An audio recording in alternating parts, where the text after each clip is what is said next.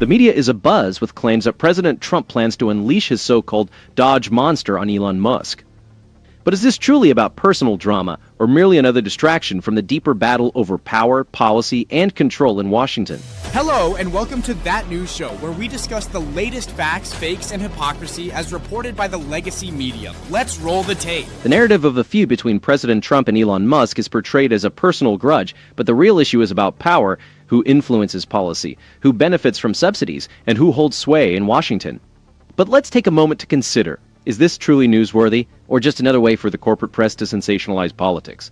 MSNBC reports a falling out, claiming Trump said the DOGE monster will turn on Elon Musk. Whenever a Republican challenges the billionaire class or questions the sustainability of perpetual debt, the media depicts it as turmoil. Tonight, let's focus on what's truly important, who is genuinely advocating for you, and who is merely performing for the cameras. Here we go.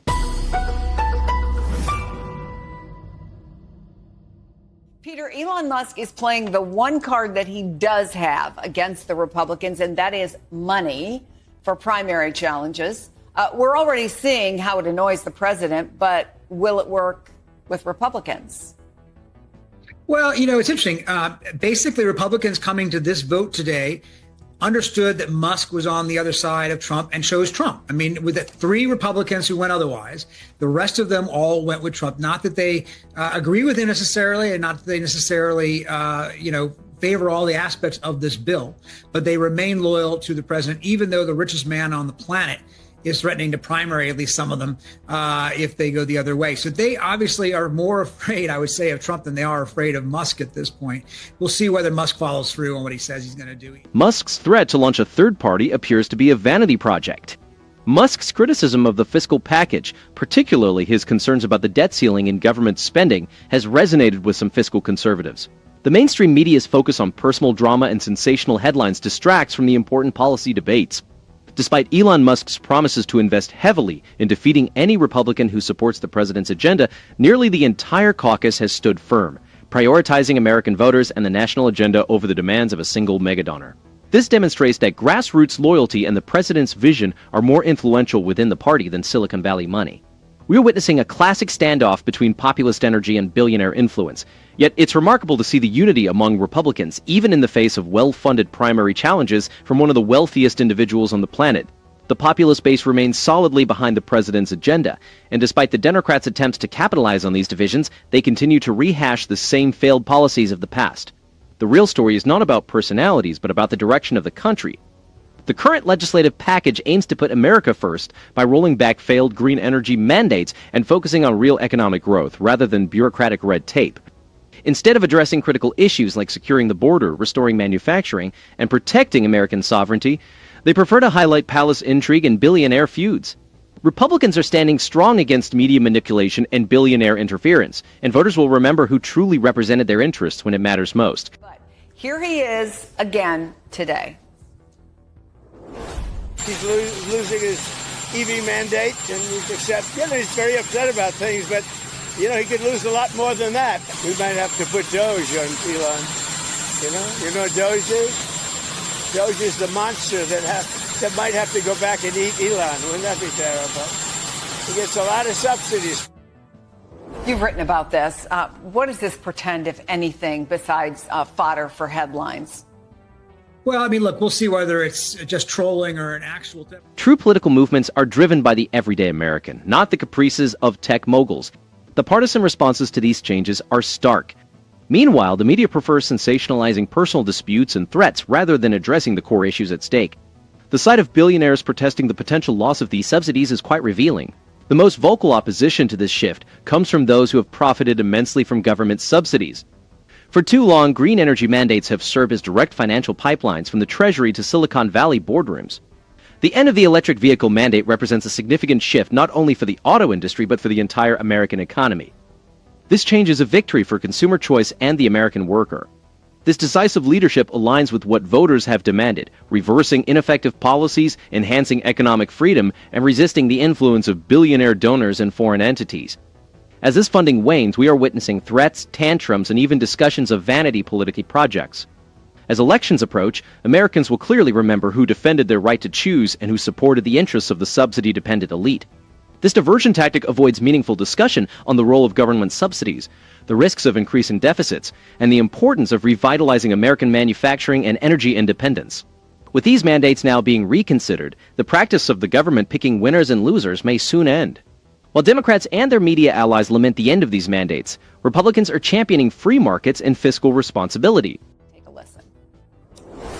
This was the guy that told the president he was going to get $2 trillion of waste, fraud, and abuse cuts. Then he backed it off to $1 trillion. And this was on an annual basis. This wasn't over 10 years. We haven't seen the $160 billion. What we do is have a $9 billion rescission, and all of that is programmatic. I haven't seen anything specifically fraud and abuse put forward from the Pentagon or anywhere.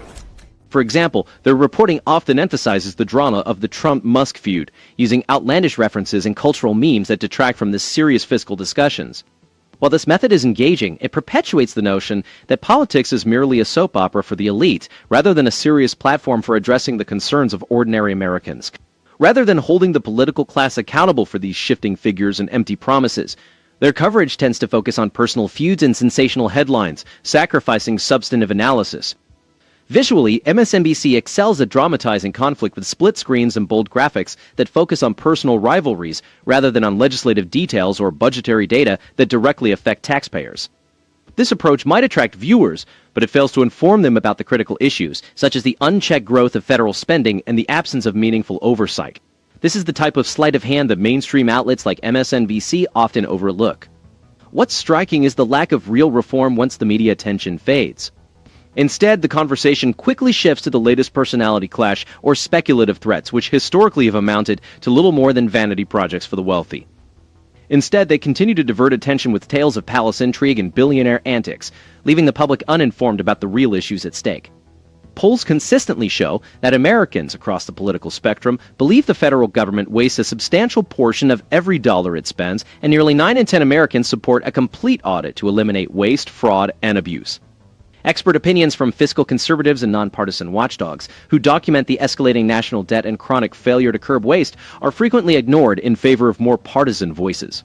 If the media were truly committed to the public interest, they would focus on the unclear decision-making in agencies like the Pentagon, examine every line of bloated budgets, and demand accountability for the missing promised savings. When guests mention figures like $2 trillion in waste, there's seldom any rigorous follow-up to challenge these claims or explore their feasibility. There is a significant demand in this country for transparent accounting and a return to fiscal responsibility. MSNBC's approach to fact-checking is also lacking. And there is an opportunity for Democrats to step forward and say, let's fix the government, let's make it more efficient in a bipartisan way. They should also again point to the fact that this is yet another failure of this president and another sort of facet of chaos that he likes to engage in. It's all part of a larger plan where you just have nothing that works efficiently under Donald Trump.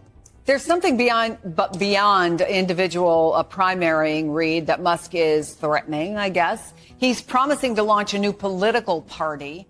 Critics, including Elon Musk, who previously benefited from government subsidies, are quick to criticize the bill's approach to the debt ceiling and threaten political repercussions. Regarding the notion of a third party funded by a billionaire, history suggests that true political movements are grassroots, not orchestrated from the top. Americans deserve a government that respects their tax dollars and prioritizes their interests above those of the elite.